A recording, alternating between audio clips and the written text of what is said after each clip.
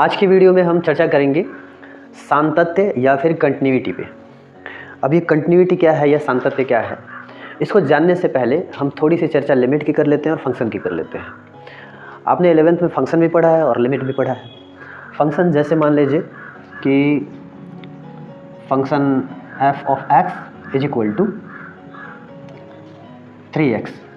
ये एक फंक्शन का वैल्यू x पर डिपेंड करता है और वो फंक्शन का जो वैल्यू है वो 3x में x के वैल्यू रखने पर प्राप्त होता है। जैसे कि अगर मान लें कि x इज इक्वल टू 1 के लिए फंक्शन का वैल्यू फाइंड आउट करना हो तो आपको लिखना पड़ेगा at x is equal to 1 f1 are function f of 1 is equal to 3 into 1 is equal to, मतलब यहाँ x के जगह पे हम x को रिप्लेस कर देंगे 1 से, तो यहाँ होगा 3। यानी कि x इज इक्वल टू 1 के लिए इस फंक्शन का वैल्यू 3 है। ऐसे ही आप -1 रख के देख सकते हैं तो फंक्शन का वैल्यू कितना हो जाएगा 3 इंटू -1 इज इक्वल टू -3 होगा। ऐसे आप कोई भी वैल्यू रख के इस फंक्शन का वैल्यू फाइंड आउट कर सकते हैं। तो ये हो गया फंक्शन का वैल्यू फाइंड। लिमिट क्या होता है लिमिट, तो देखिए ये कोई फंक्शन है और अगर इसका लिमिट फाइंड आउट करना है किसी एक विशेष पॉइंट पे, जैसे कि x इज इक्वल टू 1 के लिए, तो हम लिखेंगे x टेंड्स टू 1, मतलब जहाँ x एक की तरफ प्रवृत्त है, एक की तरफ जा रहा है, तो यहाँ फिर लिखते हैं ऐसे लिमिट। अब fx का जो वैल्यू है वो 3x के इक्वल है, वेयर x टेंड्स टू 1, जहाँ x एक की तरफ प्रवृत्त है। अभी आप ये x का वैल्यू इसमें रखते हुए ये ध्यान रखेंगे कि ये इन्फिनिट नहीं होना चाहिए। अगर इन्फिनिट होने वाला होगा तो फिर वहाँ कोई ऐसा फार्मूला वगैरह यूज करके और आप उसको इन्फिनिट होने से बचा लेंगे और फिर x का वैल्यू 1 आप यहाँ पुट कर सकते हैं। तो यहाँ ऐसा कुछ होने वाला नहीं है, तो हम यहाँ 3 इंटू 1 लिख देंगे। ये लिमिट हटा देंगे, x का वैल्यू यहाँ 1 के द्वारा रिप्लेस कर दिया जाएगा, यहाँ वैल्यू होगा 3। तो इसको कहते हैं किसी फंक्शन का किसी विशेष x के वैल्यू पे लिमिट फाइंड आउट करना, और ये लिमिट का वैल्यू हो गया। अभी मैंने कहा कि कभी कभी क्या होता है, ये x का वैल्यू रखते वक्त ये इन्फिनिट हो जाने वाला होता है, तो उस केस में क्या करेंगे, तो उसके लिए हमें एक अलग फंक्शन लेना पड़ेगा। जैसे मान लीजिए कि f(x) is equal to x square minus 1 और बाई x माइनस 1 है, ठीक है। और इसका लिमिट फाइंड आउट करना है x टेंड्स टू 1 पे, limit x tends to 1 of f(x). अगर हम पहले तो इसको लिख लेते हैं f(x) के वैल्यू को, x square minus 1 by x minus 1 where x tends to 1। इसके लिए अब यदि x के स्थान पे 1 रख लिया जाए, लिमिट हटा लिया जाए, जैसे कि हमने यहाँ किया, लिमिट हटाया, x की जगह पे 1 रखा। अगर हम यहाँ ऐसा करते हैं कि x को रिप्लेस कर देते 1 के द्वारा, तो देखिए क्या होगा। ऐसा अगर करते हैं तो 1 स्क्वायर माइनस 1 बाई 1 माइनस 1 का स्क्वायर 1 ही होगा और 1 माइनस 1 इज इक्वल टू 0, यहाँ भी 0 होगा, यानी ये वैल्यू इन्फिनिट हो जाएगा। तो इस स्थान पे संभव जो भी फॉर्मूले होंगे, संभावित फॉर्मूले, जो भी पॉसिबल फार्मूला होगा उसको यूज करके और कम से कम y को यानी डेनोमिनेटर को 0 होने से बचा लेंगे। न्यूमरेटर 0 हो जाए चलेगा, लेकिन डेनोमिनेटर 0 नहीं होना चाहिए। तो इस जगह पे हम क्या कर सकते हैं, लिखेंगे limit x tends to 1 x plus 1 into x minus 1। इसको डीकम्पोज कर लेंगे, इसको एक्सप्रेस कर लेंगे a square minus b square वाले फार्मूले से, जहाँ के a plus B into a minus B होगा, और होल बाई x माइनस 1 पहले से दिया हुआ है। यहाँ x माइनस 1 से x माइनस 1 कैंसिल हो जाएगा क्योंकि ये मल्टीप्लाई में है यहाँ x माइनस 1। और जब ऐसा होगा तो अभी हमें मिल जाएगा limit x plus 1 at x tends to where x tends to 1, ठीक है।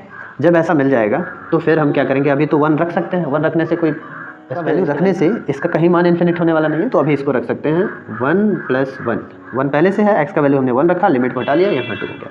तो अभी इस फंक्शन का x टेंड्स टू 1 पे या x इज इक्वल टू 1 पे, x टेंड्स 1 पे लिमिट जो है, लिमिट का वैल्यू कितना हुआ 2। अगर आप यहाँ से ये वे अपनाते, डायरेक्ट आप रख लेते, तो आपको परिणाम ऐसा मिलता जो कि सरासर गलत है, ठीक है। तो लिमिट फाइंड आउट करते हुए जब भी यहाँ ऐसी स्थिति दिखे तो आप ये फर्स्ट वे नहीं चुनेंगे, आप ये सेकंड वे चुनेंगे, जैसा मैंने यहाँ किया फैक्टराइज करके। जैसे भी होगा, अब अलग अलग स्थितियों में अलग अलग होता है, यहाँ ऐसी स्थिति तो मैंने यहाँ ऐसे बता दिया, किन्हीं और स्थितियों में कुछ और भी हो सकता है। सेकंड वे ज़्यादातर वो कॉमन ही लेके करते हैं, है ना।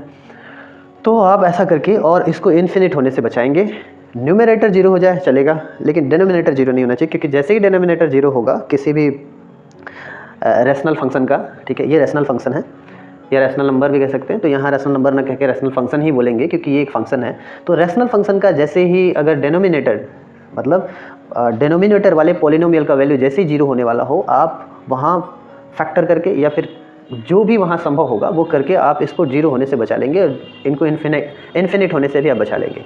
तो इस तरह से ये वे चुनेंगे, ये वे इस वे की बजाय, ठीक है। तो इस तरह से आपने देखा कि लिमिट कैसे फाइंड आउट करते हैं, और ये भी देखा कि आपने फंक्शन का वैल्यू कैसे फाइंड आउट करते हैं। यही दो वैल्यू मायने रखता है आगे चल के कंटिन्यूटी फाइंड आउट करने के लिए। तो मुझे लगता है आप ये दो चीज़ें बिल्कुल समझ गए होंगे, और इन दो चीज़ों को समझ लेने के बाद अब आप इस एबल हो गए हैं कि आप ये समझ पाएँ कि किसी विशेष वैल्यू पे, किसी विशेष मान पे किसी फंक्शन का ये किसी फंक्शन को ये जांच करना कि उसकी कंटिन्यूटी उस विशेष मान पे है या नहीं है। अब इनको जान लेने के बाद हम ये जानेंगे कंटिन्यूटी क्या है। तो कंटिन्यूटी का मतलब क्या होता है, इसको इस फंक्शन से ही समझने का प्रयास करते हैं। देखिए, x के 3-4 मानों पे हम fx का वैल्यू फाइंड आउट कर लेते हैं। तो ये हो गया x और ये हो गया f ऑफ x या फंक्शन ऑफ x।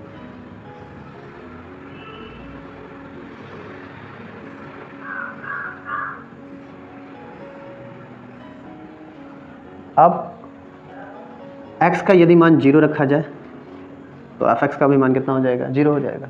अगर x का मान 1 रखते हैं तो fx का मान 3 होगा, 2 रखते हैं तो 6 होगा, 3 रखते हैं तो 9 होगा।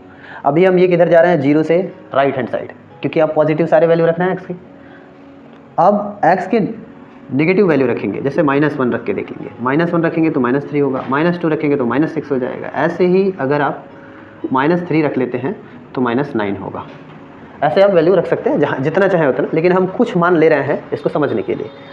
अब इसको हम इस फंक्शन के x और fx के दोनों की, ये y एक्सिस है तो ये y एक्सिस fx को रिप्रेजेंट कर रहा होगा और x एक्सिस x के वैल्यू को रिप्रेजेंट कर रहा होगा।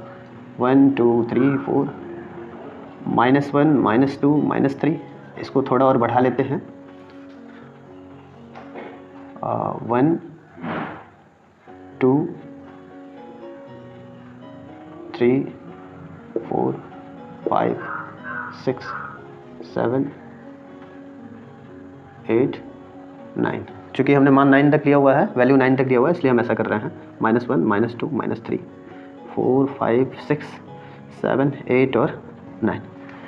अभी हम एक एक कोऑर्डिनेट को लेकर के, ये कोऑर्डिनेट की तरह काम करेगा, ये x का वैल्यू और ये y का वैल्यू। मान लेंगे ये y है, क्योंकि y एक्सिस रिप्रेजेंट कर रहा है किसको, f ऑफ x को, फंक्शन है fx को। तो x का वैल्यू 0 और y का भी वैल्यू यानी fx का भी वैल्यू 0, तो पहला पॉइंट हमें ये प्राप्त होगा, ओरिजिन ही प्राप्त हो जाएगा। उसके बाद 1 3 है, यानी x एक्सिस पे 1 और y एक्सिस पे 3, 1 और ये रहा आपका 3, यहाँ हो गया। फिर 2 और 6, तो ये 2 रहा और ये 6 हो गया। और फिर 3 9, ये 3 रहा और ये हो गया 9, ठीक है।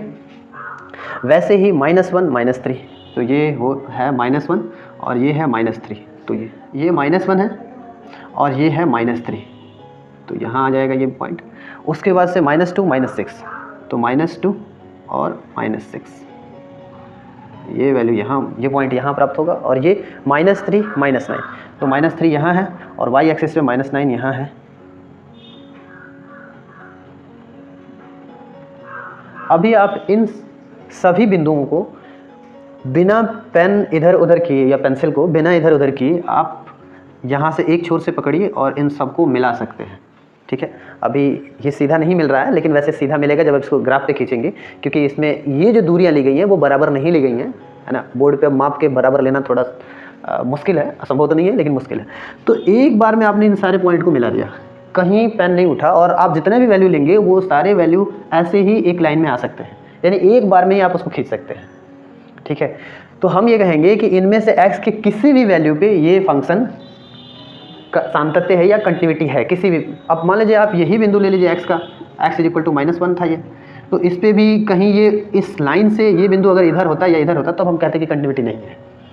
तो मुझे लगता है कंटिन्यूटी आप समझ गए होंगे कि किसी फंक्शन के वे सारे वैल्यू जिनसे जो है एक विशेष आकृति प्राप्त होती है, उस आकृति से वो सारे बिंदु एक ही उसी आकृति पर हो, उस आकृति से या उस ग्राफ से अगर इधर उधर होंगे ठीक है, उनको खींचने के लिए या उनको लेने के लिए अगर आपको पेन इधर उधर करना पड़ता है, उस आकृति से बाहर जाना होता है, तब ये आप कहेंगे कि उस पॉइंट पे वो कंटिन्यूटी नहीं है उसकी। तो अभी कंटिन्यूटी नहीं की बात नहीं कर रहे हैं हम, कंटिन्यूटी होने की बात कर रहे हैं। तो इसमें से आप कोई भी x = 0 लेंगे, फिर भी कंटिन्यूटी है इसकी, इसी लाइन पे है ये। x = आप 1 लेते हैं, 2 3 4 5 6 जितना भी ले लेते हैं, सबकी कंटिन्यूटी है। तो सभी पॉइंट पे ये फंक्शन कंटिन्यूटी, ये सातत्य है या उसकी कंटिन्यूटी बनी रहेगी। तो मुझे लगता है कंटिन्यूटी समझ गया। अब एक ऐसा एग्जांपल लेते हैं जिसमें कंटिन्यूटी ना हो किसी खास पॉइंट पे, है ना। तो उसके लिए कंडीशन है, f(x) का वैल्यू 1 तब है जब आप x का वैल्यू या तो 0 से कम रखते हैं या तो 0 के बराबर रखते हैं। f(x) का वैल्यू 2 होगा कब, यदि आप x का वैल्यू 0 से बड़ा रखते हैं। तो 0 से बड़ा का मतलब आप राइट में जाएंगे एक्सिस पे, और 0 से छोटा का मतलब लेफ्ट में जाएंगे। बाद में इसको जाके LHL और RHL भी कहा जाता है, लेफ्ट हैंड लिमिट और राइट हैंड लिमिट भी कहा जाता है। लेकिन अभी फ़िलहाल हम उधर की तरफ नहीं जाएंगे, जब उसकी चर्चा करनी होगी तो करेंगे, आगे अगले टॉपिक में उसकी चर्चा करेंगे। अभी फ़िलहाल हम इतना बता रहे हैं आपको कि कब कंटिन्यूटी होता है और कब डिसकंटिन्यूटी होता है, इसको जानेंगे। डिसकंटिन्यूअस और कंटिन्यूअस, तो ये कंटिन्यूअस है, ठीक है, और ये डिसकंटिन्यूअस के लिए हम दूसरा एग्जांपल ले रहे हैं। तो दूसरे एग्जांपल में आप समझ सकते हैं, एक और फंक्शन ले लिया हुआ है जहां हम ये दिखाने वाले हैं कि डिसकंटिन्यूअस क्या होता है, या कंटिन्यूअस नहीं हो तो फंक्शन कैसा होता है और उसको कैसे रिप्रेजेंट किया जाता है, उसको समझाने का हम प्रयास कर रहे हैं बस। तो हम कुछ वैल्यू ले लेंगे इस फंक्शन के लिए। ये फंक्शन एक आप देख रहे हैं कांस्टेंट फंक्शन है। आप x का वैल्यू कुछ भी रखेंगे, 1 आएगा या फिर 2 आएगा। कब 1 आएगा, जब आप x का वैल्यू 0 से छोटा लेंगे या 0 लेंगे तो 1 आएगा, और x का वैल्यू आप 0 से बड़ा लेंगे तो क्या आएगा, 2 आएगा। ठीक है, तो ऐसे कुछ वैल्यू ले लेते हैं हम। f(x), यहाँ हम 0 पहले लेके देख लेते हैं। 0 लेंगे तो f(x) का वैल्यू कितना होगा, 1 होगा। जैसे ही 1 लेंगे तो 2 होगा, 2 लेंगे तो भी 2 होगा, 3 लेंगे तो भी 2 होगा, ऐसे ही 4 ले लेंगे तो भी 2 ही होगा। -1 लेके देख लेते हैं। -1 लेंगे यानी 0 x का वैल्यू 0 से छोटा हो तो 1 आएगा फंक्शन का वैल्यू, ऐसा फंक्शन का शर्त कह रहा है। तो यहाँ 1 होगा। -2 लेंगे तो भी 1 होगा, -3 लेंगे तो भी 1 होगा, -4 लेंगे तो भी 1 होगा। अब इसको ग्राफ पे दिखाने का प्रयास करते हैं। 0 1 2 3 4 5 6 7, -1 -2 -3 -4 -5, 1 2 3 4, -1 -2 -3 -4। अभी इन सारे कोऑर्डिनेट्स को हम इस पे दिखाने का प्रयास करेंगे। तो अभी आप देखिए 0 1, 0 और 1, 0 x एक्सिस पे यहाँ है, y एक्सिस पे 1 यहाँ है। तो पहला पॉइंट हमें ये प्राप्त होगा इस कोऑर्डिनेट से। 1 2, 1 यहाँ है, 2 यहाँ है, तो यहाँ प्राप्त हो जाएगा। अगला कोऑर्डिनेट 2 2, 2 और 2 यहाँ प्राप्त होगा। 3 2, 3 2, ठीक है। 4 2, 4 2। अब -1 और 1, -1 और 1, तो आप देख सकते हैं यहाँ है -2 2, -2 1, -3 1 और -4 1। अभी आप देख रहे होंगे कि ये जो कुछ पॉइंट्स हमें मिले हुए हैं लेफ्ट में और राइट में, ये सभी पॉइंट्स को अगर हम एक साथ ऐसे मिलाना चाहें, एक बार पेन रखें तो ये पॉइंट्स एक साथ मिला सकते हैं। और अब इन पॉइंट को मिलाने के लिए फिर हमें पेन उठाना पड़ेगा और दूसरे जगह मार्कर को उठाना पड़ेगा, दूसरे जगह जाना पड़ेगा। तो अभी आप ये देख रहे हैं कि वो कौन सा वैल्यू है जिस पर जाकर के ये लाइन टूट रही है। तो आप देख रहे होंगे कि x = 0 पर जाकर के ये लाइन क्या हो जा रही है, टूट जा रही है, ब्रेक हो रही है ये लाइन। ठीक है, x = 0 पर ये लाइन क्या हो रही है, टूट रही है। बाकी सारे बिंदुओं पे लाइन कंटिन्यूअस है। तो हम ये लिख सकते हैं कि x = 0 द फंक्शन इज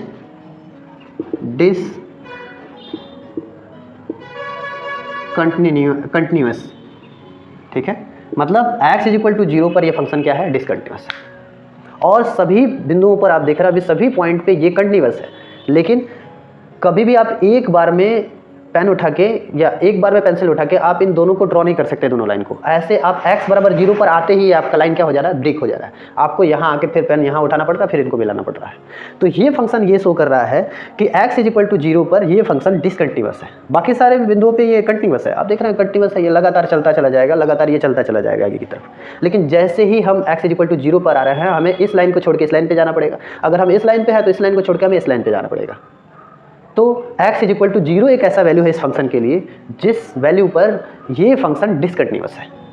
तो आप डिसकंटिन्यूअस समझ गए, मतलब कहीं से भी अगर लाइन भंग होता है, आप एक फंक्शन के सारे x के वैल्यू से जो भी आप fx के वैल्यू फाइंड आउट करते हैं, x के वैल्यू रखते हैं, fx के वैल्यू फाइंड आउट होते हैं, और उन सभी बिंदुओं को जो करेस्पॉन्डेंस या करेस्पॉन्डिंग जो वैल्यू हैं x के और x के जो करेस्पॉन्डिंग वैल्यू fx के हैं, जिस भी x के मान पे, उन सभी को एक कोऑर्डिनेट की तरह लेकर के और ग्राफ खींचेंगे। अगर ग्राफ में किसी बिंदु को आप लेते वक्त आपको इस ग्राफ को तोड़ना पड़ रहा है तो समझ जाएंगे कि इस बिंदु पर ग्राफ या इस बिंदु पर वो फंक्शन डिसकंटिन्यूअस है। तो बेसिक जानकारी ये आपको मिल गया कि कंटिन्यूटी और डिसकंटिन्यूटी क्या है, या असांतत्य या सातत्य क्या है, या कंटिन्यूअस और डिसकंटिन्यूअस। ठीक है, तो हम यहाँ ये बेहतर रहेगा कंटिन्यूटी और डिसकंटिन्यूटी। तो कंटिन्यूटी का भी एक एग्जांपल हमने ले लिया और डिसकंटिन्यूटी का भी एक एग्जांपल हमने ले लिया। तो अब हम ये समझ सकते हैं कि कब कोई फंक्शन कंटिन्यूअस होता है और कब कोई फंक्शन डिसकंटिन्यूअस होता है। किसी एक विशेष वैल्यू पर जो लाइन ड्रॉ हम कर रहे होते हैं, उस विशेष वैल्यू पर अगर उस लाइन को छोड़ के हमें किसी और बिंदु को कवर करने जाना होता है तो हम ये कहेंगे कि उस पॉइंट पर ये फंक्शन जो दिया हुआ फंक्शन है वो डिसकंटिन्यूअस है। ठीक है, और ऐसा ज़्यादातर कौन से फंक्शन में होता है? कांस्टेंट में होता है। और भी कुछ फंक्शंस होते हैं, उनकी हम चर्चा आगे करेंगे अगले टॉपिक है। ये भी हमने जाना कि किसी वैल्यू को रख करके फंक्शन का वैल्यू कैसे फाइंड आउट किया जाता है, और ये भी हमने जाना कि लिमिट क्या होता है, कैसे किसी फंक्शन का लिमिट किसी विशेष पॉइंट पे लिमिट फाइंड आउट करते हैं। तो हमने लिमिट जान लिया, फंक्शन का वैल्यू रखना जान लिया, किसी वैल्यू पर फंक्शन का वैल्यू फाइंड आउट करना जान लिया, और कंटिन्यूटी और डिसकंटिन्यूटी को हमने समझ लिया। तो मुझे आशा है कि आपको ये और इस वीडियो के जो भी कंटेंट है आपको अच्छी तरह से समझ में आएंगे। आप इसी तरह से वीडियो हमारे देखते रहिए, लाइक शेयर करते रहिए। मिलते हैं अगले वीडियो में। वीडियो देखने के लिए धन्यवाद।